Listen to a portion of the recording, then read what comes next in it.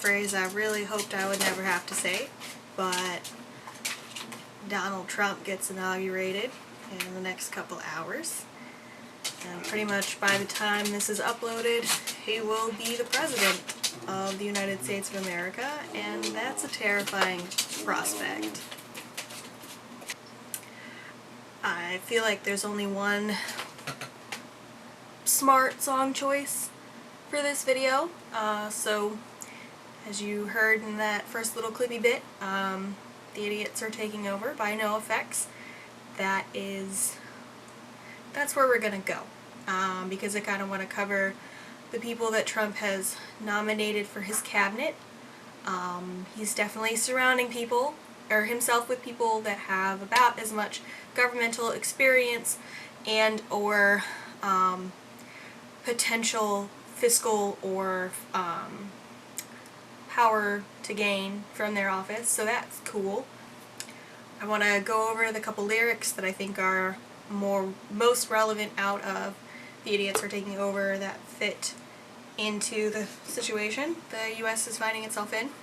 Gonna start with angry mob mentality is no longer the exception, it's the rule. I kind of feel like that defined our election season to a T. I mean, honestly, it started with the Tea Party, and with the and probably even further back with the unwillingness to critically think about how Bush was acting and how his cabinet was pushing for an unjustified war. But the next line that I want to cover here is the benevolent and wise are being thwarted, ostracized. Again, the entire election cycle, experts were being dismissed summarily without any sort of reason or justification beyond, well, we just don't care. That's not an appropriate reason to dismiss someone who has far more expertise in the topic at hand or relevant to the project, like the country. The next line, I want to talk about it, but I don't think it really necessarily fits my own opinions, but I think that it fits our situation. There's no point for democracy when ignorance is celebrated. I really don't, like, I understand why the Electoral College was put in place, but it bombed in this situation because this is literally the issue it was supposed to prevent, was someone who was brought in on the backs of people who knew very little about politics and decorum, or people who didn't understand that conflicts of interest are a serious problem within our government. So there's that. The next line that I think is pertinent out of this song, sometimes the smallest, softest voice carries the grandest solution.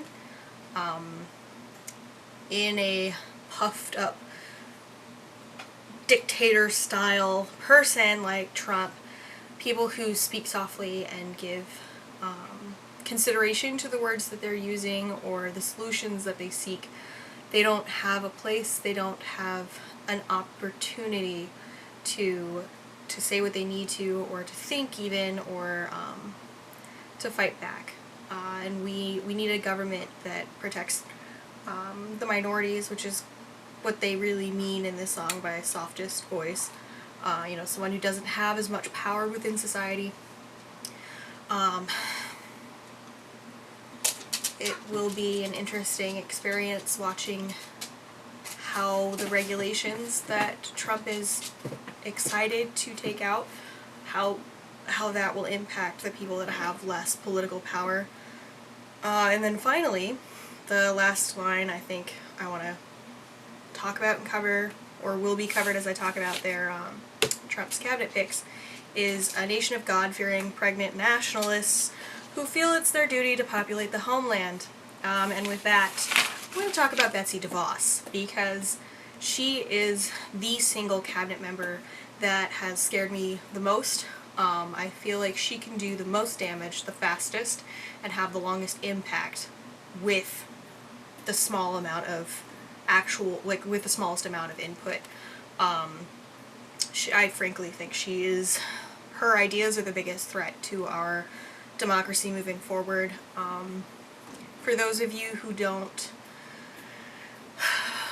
know or haven't felt like you need to care about the difference between a public school and a choice person, people who support choice are actually based out of, like, their whole ideology came about after desegregation was implemented. It was this idea that you needed the choice to have a better school, but what they were really doing was coding choice to mean a segregated school, a school that represented their political and social beliefs. So that's a factor of the choice movement. Choice has also grown to be a splinter off of the whole every single thing is a market mentality that certain kinds of more libertarian Republicans think. To me, the idea that everything is a market is a fucking piss poor idea. It represents, in my mind, a complete refusal to understand that not everything is an economy. Like, government is not a market, and the school choice people are seeking to take public schools and make them a market in which their quasi-social Darwinism gets implemented. And as an anthropologist, social Darwinism is kind of a black mark in our history, and there aren't enough ways to explain in a small video using a punk song for reference on why that's just terrible, but I highly recommend that you do some outside research on that kind of social Darwinism and how that is the basis of the school choice argument for pulling apart government-funded schools into a market where they compete and the strongest survive and usually only serve the richest, most powerful people. So, back to Betsy DeVos specifically, if you haven't seen her hearing, you really need to see that so that you know that I'm not just some fearmongerer trying to make you think a certain way. Her hearing was probably one of the most gaffe-filled hearings we've ever had as a nation. She's so singularly unqualified for the position she's going for. It was kind of like watching like a 15-year-old go to their first job interview. Like, she was completely unprepared. She hadn't bothered looking up anything pertaining to the job. It baffled me. She kept saying that she would do whatever the president wanted her to, and that's concerning in a couple reasons. One, like, she clearly has no actual leadership of her own. She has no ideas, no directives. It's all, I'll do what the president tells me, like Stepford Wife almost. But she also doesn't seem to understand that the presidential cabinet is not a collective yes-man organization. The presidential cabinet is there to tell the president, your idea is fucking stupid sometimes.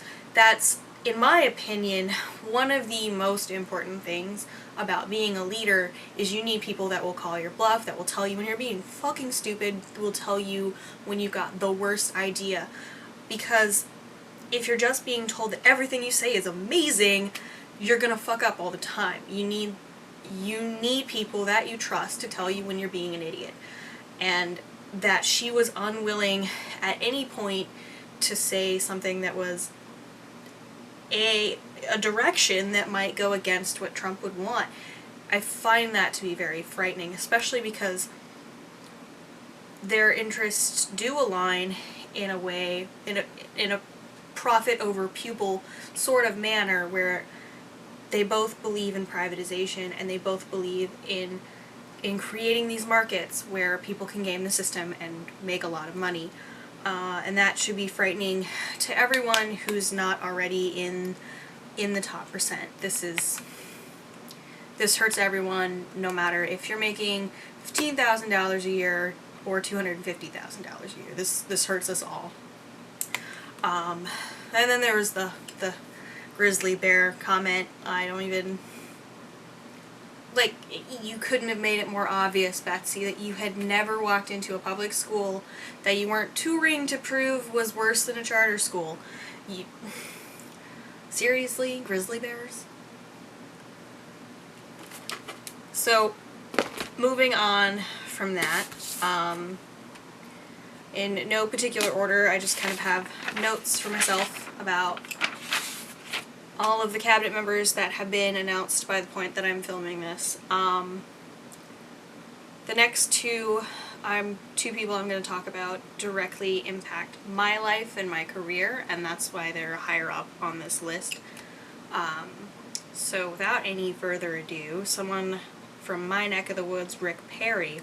Let's have a fun time talking about him. Alright, so Rick Perry is well known for his little gaffe about not even knowing which department it was he wanted to get rid of.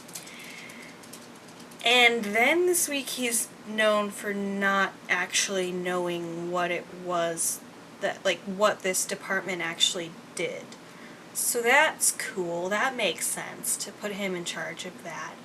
Apparently he believed he was going to be an ambassador to the global community for the oil and gas industry, like for the American oil and gas industry, as Secretary of Energy, which is beyond baffling. He's one of the first Secretary of Energy picks that has no experience whatsoever in any sort of career field that doesn't touch on, like, the nuclear side like this does. So that's cool. Why he directly impacts my career field in this situation is that his focus is on oil and gas and on unclean energy sources in general. He will be in a place of power where he can influence construction and the regulations on which new energy construction has to work around, which is a large part of where archaeology happens. A lot of the archaeology that you hear about today is actually done on construction sites. And with him in a place of power, I can see him doing what he can to shave off costs like archaeology monitoring, which will directly impact what we're able to save, what we're able to do about any sort of sites that are plowed through for new pipelines or for a new power plant, depending on what he ends up doing. And then following the same line of thinking, Scott Pruitt, a more terrifying selection, and also from my neck of the woods, born in Ada, Oklahoma. Thank you, Scott Pruitt, for representing my state so well. He's been suing the EPA on and off as his tactic for strong-arming the EPA, really, not even working with them, but just kind of threatening them, like he's some weird dude on Venice Beach or something. So I watched part of his confirmation hearing, and he worked very hard to dance around the questions from the opposing senators, trying to avoid admitting that he doesn't believe in global warming and doesn't see how that will impact his ability to do the job. But if you don't believe that a full, like, tenet of the job is a thing, like if you don't even believe it exists, that kind of precludes your ability to do anything about it or to like behave properly within the expectations of the job. And I am appalled that someone who's made it so far in life, in politics, doesn't understand the basics of being prepared and qualified for the job. So that's part of it. And then there was took a couple quotes from him dancing around the questions. These are loosely quoted because I was writing it while I was watching it. So he tried to say that human activity contributes to climate change in some manner, as if it was up for debate how much. Like, oh, well, you know, we occasionally spit out some extra CO2, except for you can follow the industrialized age graph of like production and wealth and population growth perfectly with the CO2 graph. Global warming, global climate change is a man-made event. This is no, well, maybe, like, as a scientific community as a whole, sciences that are even loosely affiliated with climate change, like archaeology, which is more affiliated than others, we know that this is a man-made event. This isn't cyclical part of the planet. We have so rapidly changed the climate. We are changing our planet's ability to host life. And that directly impacts us because we can't keep living in some of the places that we've destroyed, and it directly impacts us because we won't have food, we won't have water, we won't have lumber. For all of these market-driven people, you'd think that they would consider destroying the market you're operating in to be a concerning enough issue to deal with. But people like Scott Pruitt apparently don't care because it's an amount that's subject to debate, even though it's not if you actually know the science at all. So, following those, I'm just going to kind of roll through the next couple people, so forgive me if I'm like looking down, reading off stuff. I think this video is already going to be my longest one yet, and I haven't even gotten through most of the cabinet. So I'm going to roll on through this and try and make it as not boring as possible. Next up on my little page I've got, I think it's Stephen Munition, probably butchering that. So he would be head of the Treasury, but he's an ex-hedge fund manager with a full career in banking, and kind of a full career in exactly what blew the tanked the economy right before I graduated high school. And you want another case where you've got a fox in charge of the hen house, like, every business partner he's ever had would directly benefit from any little whim he can throw as head of the Treasury. He will be the gatekeeper for all of how our economy functions.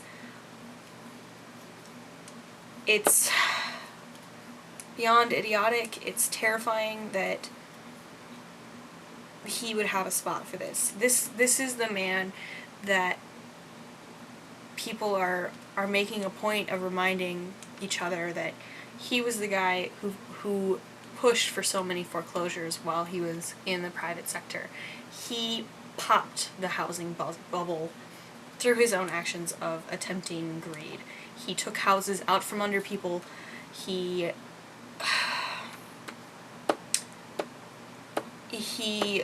is not likely to be operating in any manner that is beneficial for the average American. Moving on, Rex Tillerson has direct ties to Russia, and as Secretary of State, that's kind of a questionable act, considering we've been in, like, you know, we were in a Cold War, and I guess we were in kind of just like a flash frozen war, maybe, I don't know, with Russia for the last couple of years, pretty much since the Berlin Wall fell. We've been kind of trying to get along with Russia, and so anyway, So apparently he also does not believe in the human impact of climate change, and has been quoted, this is Grant, was quoted as saying, "The world will continue to use fossil fuels whether they like it or not." That doesn't really make sense for someone who is probably touting market forces. If the market forces say we're done with fossil fuels, we're fucking done. The idea that we should be forced to continue to use something that directly benefit a small group of people, that they can control the production and the market thereof,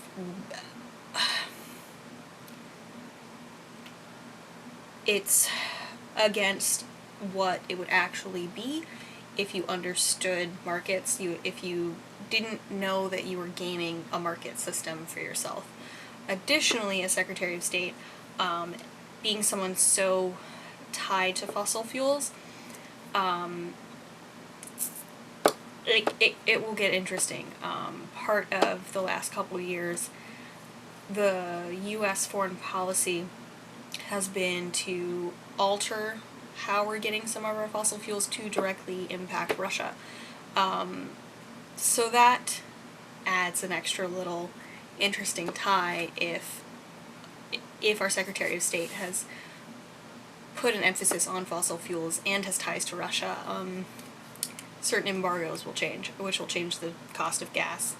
For those of you who haven't been caught up, part of why we've had such cheaper gas lately is because of our attempts to punish Russia for the Ukraine. So expect that to go away. So next up is Jeff Sessions.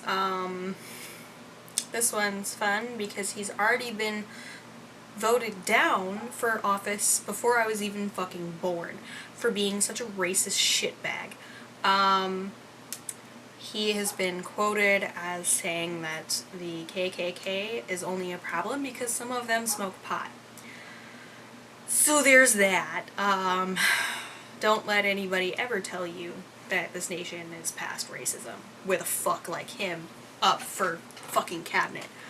Beyond that, he believes that secular people like myself are unable to understand the truth. I got the feeling that his concept of the truth and my concept of the truth are a little bit different. Having grown up in Oklahoma, I know he means like the gospel truth, but he applies it with the understanding of it being the scientific truth. So that's fun. Moving forward, Secretary of the Interior, Ryan Zinke, whichever, he's voted against clean energy, despite having made public statements supporting clean energy in the past. So I'm gonna guess what happened. He's also anti-abortion. Moving on, we've got Sonny Perdue as Secretary of Agricultural. He has tried to claim that slaves chose to support the Confederacy and fought for the Confederacy of their own volition during the Civil War, against, history. So, a little stupid there. There's James Mattis for Secretary of Defense. He has ties to a defense contractor company, and as a military brat, let me explain why that's a problem. This began most heavily during the Iraq War, where part of the downsizing of boots on the ground wasn't actually a downsizing of foreign bodies in the continent, like in the countries we had invaded. It was a downsizing of the number of military members. Instead, they would do things like send contractors, like people from Blackwater, or here we've got General Dynamics is tied to James Mattis. The contractors cost more money. They are capable of doing less work per their contracts, and they frequently do things like kill and rape people for funsies. So generally not a great situation. Putting him as Secretary of Defense is an open conflict of interest with his ties to a privatized is a conflict of interest with his views on privatization and his connection to this defense contractor. Moving forward, we've got Wilbur Ross for Secretary of Commerce, a billionaire banker with ties to the mine disaster in 2006, where he knowingly ignored safety concerns on mine sites that led to the death of 12 miners in West Virginia. Then we've got Andrew Puzder, which there's a special place in hell for you, Puzder. So, why I hate Andrew Puzder so much. I've got food service time behind me when I say this. He is the part of the reason why food service is so bad.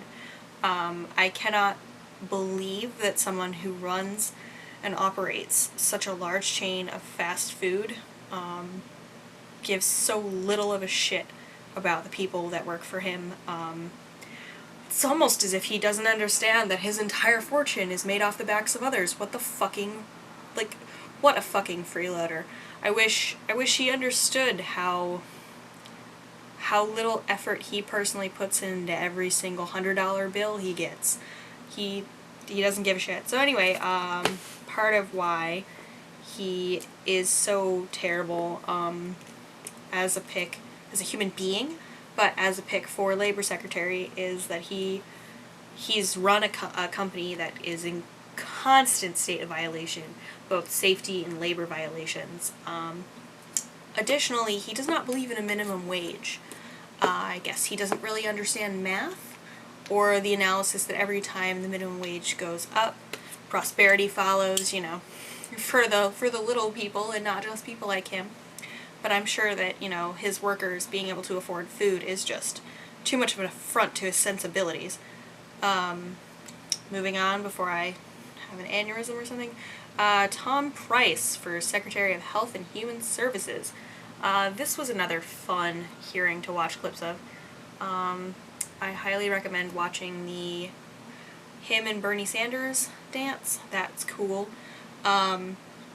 So that moment in the hearing, Bernie Sanders is confronting him about insider trading, effectively.